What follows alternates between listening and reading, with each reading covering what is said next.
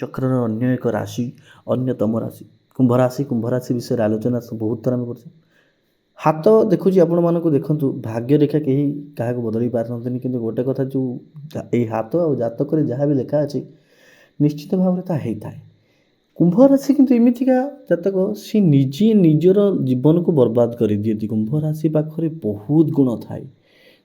ଶନିଦେବଙ୍କର ପ୍ରିୟ ରାଶି, ମୂଳ ତ୍ରିକୋଣ ରାଶି, ଏତେ ମାତ୍ରାରେ ଟ୍ୟାଲେଣ୍ଟେଡ଼, କର୍ମୀ ଧର୍ମୀ ଉଭୟ ସହଯୋଗ କରୁଥିବା ଲୋକ, ଏବଂ ଏତେ ଖୁସିର ଗୋଟେ କଥା ହେଉଛି କୁମ୍ଭ ରାଶି ପାଖରେ ଆପଣ ଦେଖିବେ ସମସ୍ତ ରାଶିର ଗୁଣ ଥାଏ, କିନ୍ତୁ କୁମ୍ଭ ରାଶି ସର୍ବଦା କ'ଣ ପାଇଁ ଗୋଟେ ନକାରାତ୍ମକ ଜିନିଷ ଭିତରେ ଥାଏ। କ'ଣ ପାଇଁ ସେ ତା'ର ପ୍ରୋବ୍ଲେମ୍ କ'ଣ, ତା'ର ସବୁଠୁ ବଡ଼ ୱିକନେସ୍, ଆମେ ସେଇ କଥା ଆଲୋଚନା କରିବା।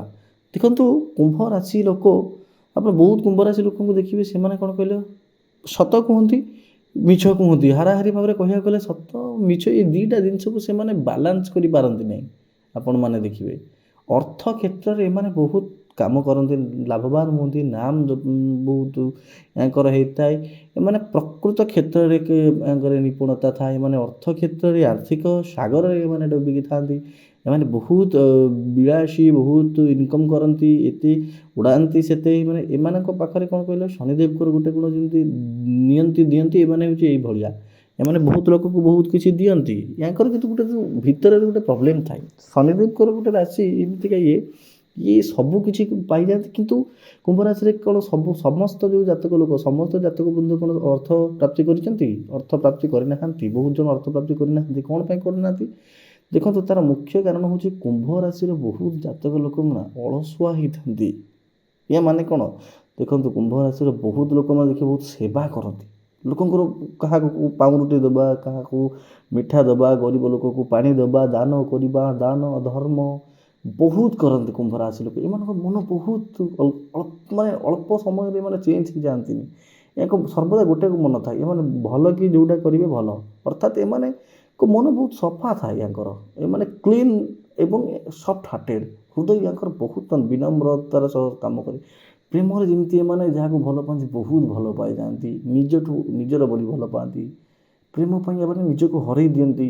ଏମାନେ ପ୍ରେମ ପାଇଁ କ'ଣ ନ କରନ୍ତି, ପ୍ରେମ ପାଇଁ ଏମାନେ ଯାହା ଏକ ଥାଏ ସେୟା କରନ୍ତି। ଏମାନେ ଯେମିତି ବହିରେ ପରାଶରଙ୍କ ବହିରେ ଲେଖାଯାଇଥିଲା ଗୋଟେ କୁମ୍ଭ ରାଶି ବିଷୟରେ, କୁମ୍ଭ ରାଶିରେ ପ୍ରେମରେ ଯିଏ କୁମ୍ଭ ରାଶି ପୁଅଙ୍କୁ ପଡ଼ିଥାଏ ସିଏ ତା ପାଇଁ ଲକି ସାବ୍ୟସ୍ତ ହେଇଥାଏ। ଏଇଥିପାଇଁ ଯେ କୁମ୍ଭ ରାଶିର ପୁଅ ସିଏ ଯେଉଁ ଝିଅକୁ ଭଲ ପାଇଥାଏ କେବଳ ତା କଥା ହିଁ ଭାବୁଥାଏ। ତ ବହୁତ ବଢ଼ିଆ ରାଶି, ସମସ୍ତ ପ୍ରକାର ଗୁଣ ଅଛି।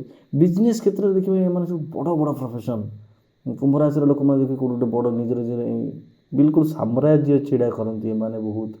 ଏଇଟା ମଧ୍ୟ ଲେଖାଯାଇଛି ଶନିଦେବଙ୍କ ରାଶି, ଆଉ ଶନିଦେବଙ୍କ ରାଶି ଯାହାର ସେଇମାନେ ହିଁ ତ ବହୁତ କିଛି କରିଥାନ୍ତି ନା। ସେମାନେ ନର୍ମାଲ ଚାକିରି, ନର୍ମାଲ କିଛି ଜିନିଷ କରନ୍ତି ନାହିଁ, ସେମାନେ ବହୁତ କିଛି କରନ୍ତି। ଗୋଟେ 1000 ଲୋକଙ୍କ ସାମ୍ନାରେ ଛିଡ଼ା ହେଲେ କୁମ୍ଭ ରାଶିର ଲୋକର ଯେଉଁ ପରିଚୟଟା ଅଲଗା। ସେମାନେ କଳା କ୍ଷେତ୍ରରେ, ନୃତ୍ୟ କ୍ଷେତ୍ରରେ, ସଙ୍ଗୀତ କ୍ଷେତ୍ରରେ, ବିଦ୍ୟା କ୍ଷେତ୍ରରେ, ସାଇଣ୍ଟିଷ୍ଟ ହୁଅନ୍ତୁ କିମ୍ବା ବଡ଼ ସର୍ଜନ, ବଡ଼ ଡକ୍ଟର ହୁଅନ୍ତୁ, କିମ୍ବା ଆପଣଙ୍କର ସିଏ ଗୋଟେ ବଡ଼ ଆଷ୍ଟ୍ରୋନଟ୍ ହୁଅନ୍ତୁ, ବହୁତ ବଡ଼ ବଡ଼ ଥାଏ ଜିନିଷ ଗୁଡ଼ାକ ଥାଏ। କିନ୍ତୁ ତାଙ୍କର କ'ଣ ପ୍ରୋବ୍ଲେମ୍ ହେଇଥାଏ ଜାଣିଛ? ଅଳସୁଆ। ଦିନ ସାରା ମୋବାଇଲ ଦେଖିବେ, ରାତି ସାରା ମୋବାଇଲ ଦେଖିବେ, କର୍ମ କରିବାକୁ ବାହାରିବେନି। ସେଗୁଡ଼ା ଘର ଭିତରେ ପଡ଼ୁଥିବେ, ସେ ନିଜ ଭିତରେ ଚାଲିଥିବେ, ଏଣ୍ଟରଟେନମେଣ୍ଟ ହେଉଥିବେ, ଏତେ ଅଳସୁଆ। ଆଉ ଏଇଟା ହେଉଛି ତାଙ୍କର ଖରାପ ଗୁଣ। ଯଦି ସେମାନେ କର୍ମ କରିବାକୁ ବାହାରିବେନି ନା, ତାଙ୍କୁ ଭଗବାନ କେବେ କିଛି ଦେବେନି।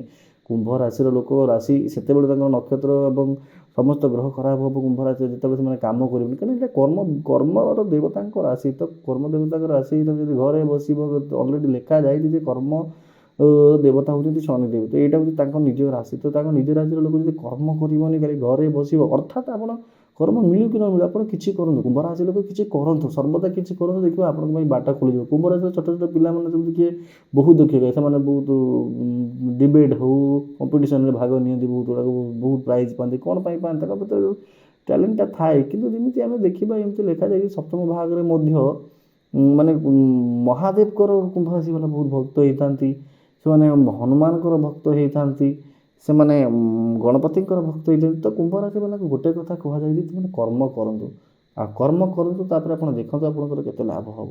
ନିଶ୍ଚିତ ଭାବରେ କୁମ୍ଭ ରାଶି ଅଳସୁଆମୀ ଛାଡ଼ି କର୍ମ କରନ୍ତୁ। ବାସ୍ ଆଜିର ଟପିକ୍ ହେଉଛି ଏଇଟା, ଅଳସୁଆମୀ ଛାଡ଼ି କର୍ମ କରନ୍ତୁ।